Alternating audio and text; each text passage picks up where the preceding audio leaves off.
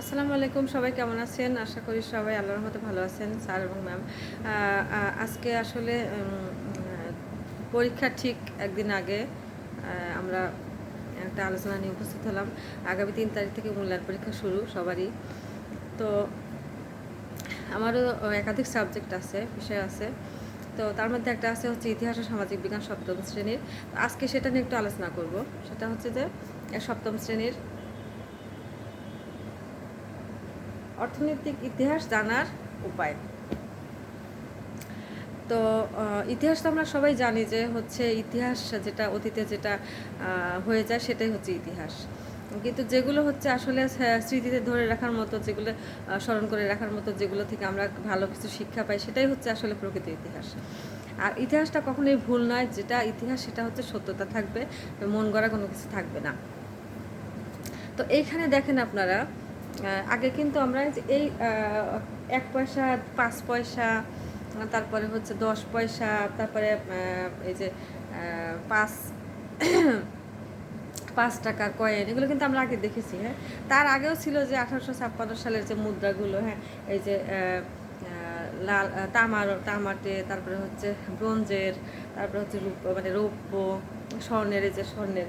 তো এগুলো হচ্ছে কি, আগে মানুষ কি করতো, অর্থনৈতিক ইতিহাসটা আমরা ঘাটলে দেখতে পাই যে ইতিহাসটা কিন্তু মানুষ মানে অর্থ দিয়ে কিন্তু আসলে শুরু হয় অর্থনৈতিক ইতিহাসটা। কিন্তু আগে মানুষ কি করতো, বহু আগে কি করতো, যে কোনো একটা পণ্যের বিনিময়ে পণ্য তারা কিন্তু মানে আদান প্রদান করতো, ক্রয় বিক্রয় করতো। তারপরে সেটা কিসে পরিণত হলো, মুদ্রায় পরিণত হলো। সেই মুদ্রা থেকে কিন্তু আস্তে আস্তে টাকার প্রচলন হলো, এবং সেখান থেকে কিন্তু আজকে আমরা এখানে উপস্থিত হয়েছি। তো এখানে কিন্তু আরও একটা বিষয় হচ্ছে যে পরীক্ষায় এরকম এই বিষয়টা এই পাঠটা অনেক বেশি গুরুত্বপূর্ণ। কারণ এই পাঠে কিন্তু সবচেয়ে গুরুত্বপূর্ণ অনেক বিষয় দেওয়া আছে এই পাঠের মধ্যে। এখানে দেখেন পৃষ্ঠা নম্বর 22-এ দেওয়া আছে, পৃষ্ঠা নম্বর 22, এসো নিজে করি। লেখা আছে যে হচ্ছে আমরা আমাদের চারপাশে যে বিভিন্ন রকমের উপাদান, যেমন ঘর বাড়ি, নদী নালা, জলাভূমি, শস্যক্ষেত্র, হাট বাজার, এগুলো দেখি। তো এইগুলো কিন্তু মানুষের অর্থনৈতিক কাজকর্মের সাথে কিন্তু মানে ওতপ্রোতভাবে জড়িত।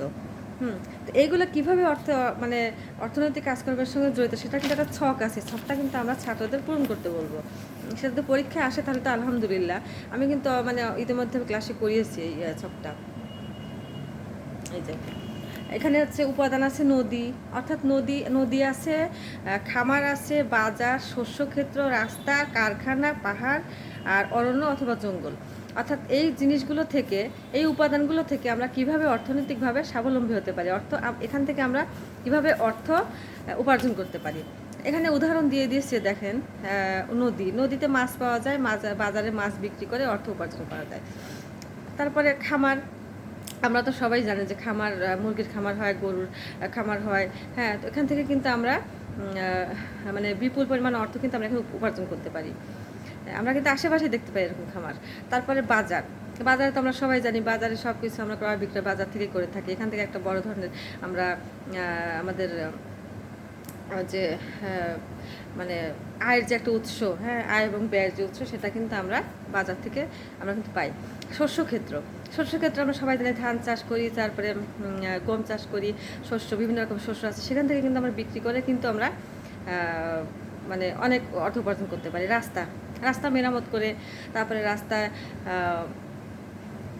খনন করে, রাস্তা যখন নষ্ট হয়ে যায় তখন সেটা কিন্তু, যখন শ্রমিকরা কাজ করে সেখান থেকে তারা কিন্তু বড় ধরনের কিন্তু তারা অর্থ উপার্জন করতে পারে। আবার রাস্তা ছাড়া কিন্তু আমরা, এটা কিন্তু আসলে অর্থ উপার্জনের একটা উপাদান কিনা জানি না, তবে আমার কাছে যেটা মনে হয়, রাস্তা দিয়ে যখন গাড়ি ঘোড়া যাচ্ছে, গাড়ি কিন্তু রাস্তা ছাড়া কিন্তু চলতে পারে না। তা রাস্তা দিয়ে যখন একটা গাড়ি যায় তখন কিন্তু মানুষ ওই অর্থের বিনিময়ে কিন্তু গাড়িটা কিন্তু চালায়, এবং যে প্যাসেঞ্জাররা ওঠে তারা কিন্তু টাকা দিয়ে কিন্তু ওঠে, এবং টাকা দিয়ে কিন্তু তারা যাতায়াত করে এই রাস্তায়। কারখানায় তো আমরা সবাই জানি যে অনেক কিছু তৈরি হয়, এখান থেকে মানুষ অনেক অর্থ উপার্জন করতে পারে। পাহাড়ে অনেক গাছপালা হয়, সেখান থেকে আমরা বিভিন্ন রকমের বনজ সম্পদ পেয়ে থাকি, যেমন হচ্ছে বিভিন্ন রকমের শস্য, মানে ফলমূল পাই, তারপরে বিভিন্ন রকমের হচ্ছে মশলা পাই, দারচিনি, তারপরে এলাচ, এগুলো কিন্তু আমরা কিন্তু পাহাড়ের জঙ্গল এখান থেকে কিন্তু আমরা পেয়ে থাকি।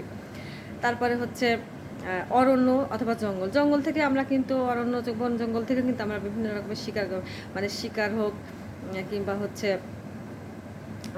শিকার ঠিক না, আসলে এটা বললে ভুল হবে। অরণ্য অথবা জঙ্গল থেকে আমরা কিন্তু বিভিন্ন রকমের ফল সংগ্রহ করতে পারি, ফুল সংগ্রহ করতে পারি। সেগুলো কিন্তু আমরা বিক্রি করে কিন্তু আমরা কিন্তু অর্থ উপার্জন করতে পারি। হ্যাঁ, তারপরে হচ্ছে এইগুলো হচ্ছে আমাদের কিন্তু একটা অর্থ উপার্জনের একটা বিরাট অংশ। আর আরেকটা বিষয় আপনাদের দেখাবো, সেটা হচ্ছে যে আপনারা শ্রেণীকক্ষে এটা দেখাতে পারেন যে আমাদের যে অক্ষরগুলো কীভাবে এসেছে দেখেন। স্বরেয় এই যে ব্রাহ্মলিপি, হ্যাঁ ব্রাহ্মলিপি কিন্তু এভাবে কিন্তু আস্তে আস্তে কিন্তু আমাদের অক্ষরে পরিণত হয়েছে। অনেক পূর্বে, বহু পূর্বে, অর্থাৎ প্রথম দিকে যখন মানুষ মানে লিখতো, তারা যে তালপাতায় কিংবা হচ্ছে হ্যাঁ, তারা যে কলম ব্যবহার করতো না, বিভিন্নভাবে তারা লিখতো, তারা কিন্তু এই যে এই অক্ষরগুলো কিন্তু আস্তে আস্তে এইভাবে কিন্তু পরিবর্তন হয়ে স্বরেতে পরিণত হয়েছে। এরকম কিন্তু প্রত্যেকটা আমাদের 26টা যে বর্ণমালা, এই বর্ণমালা কিন্তু আস্তে আস্তে কিন্তু এভাবে পরিবর্তন হয়েছে। তো আমরা কিন্তু গুগল থেকে এটা শিখতে পারি, তারপরে আরও অনেক মাধ্যম থেকে আমরা কিন্তু এটা জানতে পারি এবং শিখতে পারি। অর্থাৎ আমাদের মূল পাঠ্য বই ছাড়াও কিন্তু আমরা বাইরে লাইব্রেরি হোক, বাইরে বিভিন্ন কিন্তু উৎস থেকে কিন্তু আমরা এগুলো শিখতে পারি এবং আমাদের শিক্ষার্থীদের শেখাতে পারবো। তো সবার জন্য শুভকামনা থাকলো, আমরা যেন সবাই সুন্দরভাবে পরীক্ষা পরিচালনা করতে পারি এবং নিতে পারি। সবার প্রতি শুভকামনা। আল্লাহ হাফেজ।